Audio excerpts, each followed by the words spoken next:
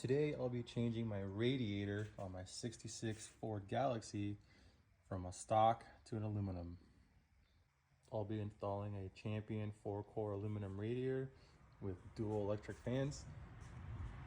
These Ford big block motors run really hot, so you need the aluminum radiator to help cool the motor down better, and the dual electric fans to help push cold air to the engine. First thing I'm gonna do is let the engine cool down and then put a bucket underneath the radiator to catch all the coolant. There's a 9/16 plug at the bottom. Just loosen the plug and it's gonna make a mess, but let it go.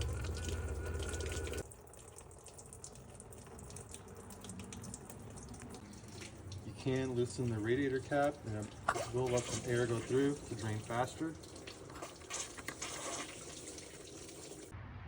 Always have a cold drink on hand when you're working on your car. Next, there's 3 hoses you need to take off. A small one here, and then one here, and one down there. This little one is just an overflow, so when it gets hot, it releases steam and any extra fluid, and it comes to this can, and there's an air vent right there that releases the steam.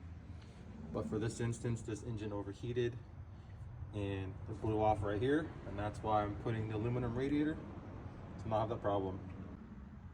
Once you loosen the hose clamp, just slide it down, and they should just come right off like this. Just be careful, because sometimes there could be coolant left in that hose. All this stuff right here, I'm gonna clean that before I install the new radiator. Again, that's just the coolant when it overheated or released the steam. So it kind of made a mess, not a big deal. Hardest part about this radiator swap is at the bottom it has 2 hoses connected to the radiator that goes to the transmission to help cool the transmission. But I'm lazy, so I'm gonna lift the car up in the air and get it from underneath, because I do have a 4-post car lift.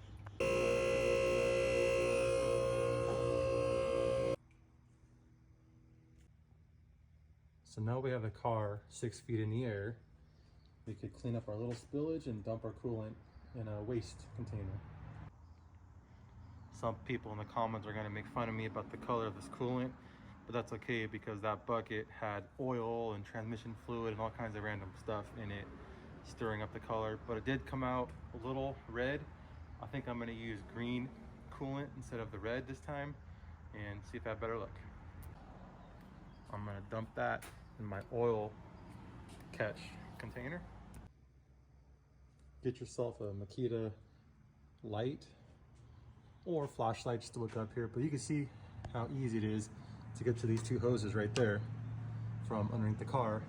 And I just have little hose clamps. I'm just using a 1/4-inch nut driver, just loosen them up a little bit. That one, once I get the radiator out, then I'll clean up all this mess down here and work on the new one. I had a little bit of a nosebleed, but not a big deal. It just dripped and catching it down there. This one on this side, I ended up just cutting it. I'm gonna replace the hoses anyways. That's like a fuel line. It's not really the right hose for this. But yeah, let's let it drip a little bit and then take them off, clean them up. So I did install an electric fan on this old radiator. So don't forget to unplug it if you have an electric fan already. So once you get all 3 of your coolant hoses unhooked, second one down there, third one up here, and then your 2 transmission coolant lines down there. Then the easiest part of this job, for this car at least, is there's 2 1/2-inch bolts right here. Take those off, radiator comes out.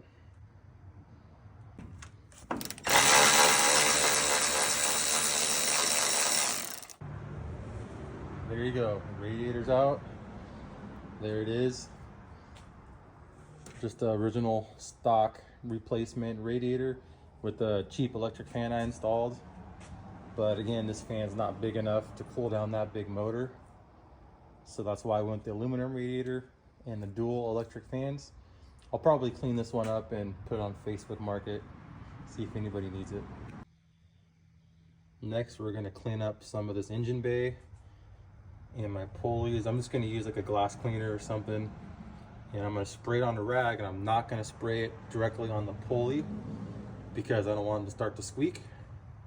And then I'll clean up some of that moisture down there, see if there's anything that needs to be painted up here, and then get the install on. Pretty happy with how it cleaned up. You know, it could have been a little bit more polished, but I think it'll be okay. Again, always have something cold to drink.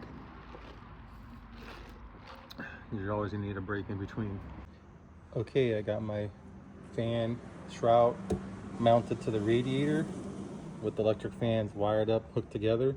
So when I get this installed into the car, I just make my splice to my relay, and they have these plugs everywhere. You just take those off like that. Make sure you take them off.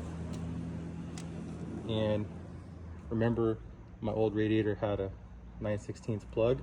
This one came with a little wing nut, so if you ever need to drain the coolant, you just twist it and it drains. A little bit more convenient. My new radiator did not come with the barbs that connect to the radiator to the hose, but not a big deal. Let's pop them off right here. I like to use this thread sealant, high temperature, and it just helps seals the threads of these fittings. So it's going to be high temp, high pressure, especially if we're going from brass fittings to aluminum. Just a little bit on the threads. All right, got our barbs installed, the new hose is on, and remember the other hose clamp stayed on the hard line underneath the car.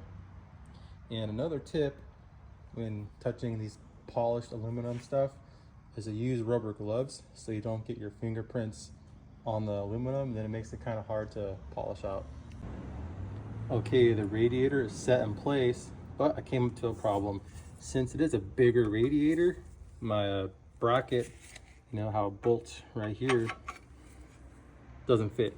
The radiator's too thick compared to my bracket, but I'm working on a little bracket like that, hold it in place. I think that'll do the trick. Okay, I got my bracket in, that mounts to the car, to the radiator, solid, not going anywhere. The hose is hooked up, ready to go. Now I'm gonna lift the car up, go underneath, hook up the two transmission line hoses, and wire in the fans, and good to go. Oh, and don't forget the coolant.